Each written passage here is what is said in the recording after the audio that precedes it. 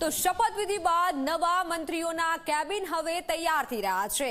સચિવાલયમાં મંત્રીઓની name plate બદલવાની કાર્યવાહી કરાઈ રહી છે। જૂના મંત્રીઓની નેમ પ્લેટ હટાવવાની કામગીરી પણ કરવામાં આવી રહી છે।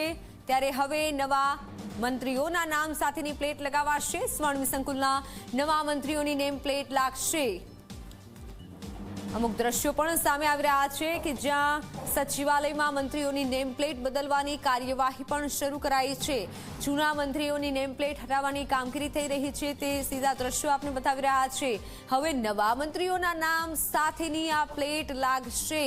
ત્યારે સાંજે પણ મહત્વની બેઠક થવાની છે।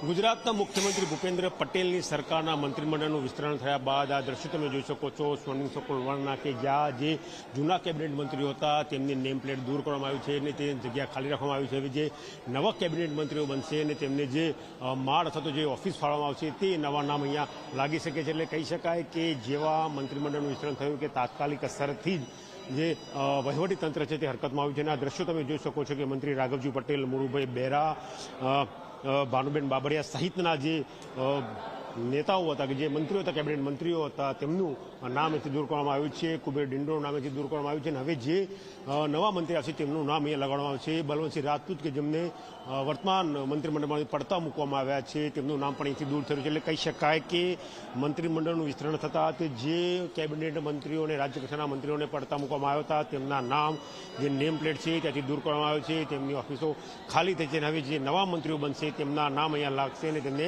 નવી કેબિન ફાળવવામાં આવશે। કેમેરા પર્સન અમિત મકવાણા સાથે ગૌરવ પટેલ, ઝી મીડિયા, અમદાવાદ। તો સાંજે એક મહત્વની બેઠક પણ મળવાની છે અને આ બેઠક બાદ સ્પષ્ટ થશે કોને કયું ખાતું મળી શકે છે। તમામ મંત્રીઓએ શપથ લઈ લીધા છે ત્યારે શપથવિધિ બાદ હવે નેમ પ્લેટ બદલવાની પણ કાર્યવાહી શરૂ થઈ છે। પહેલું શું રિએક્શન, તમે મંત્રી બન્યા છો, લાંબા સમયની રાહ જોઈ છે? નહીં, મેં કોઈની રાહ જ નથી જોઈ, નિષ્ઠાથી કામ કરશે, પાર્ટીને વફાદાર।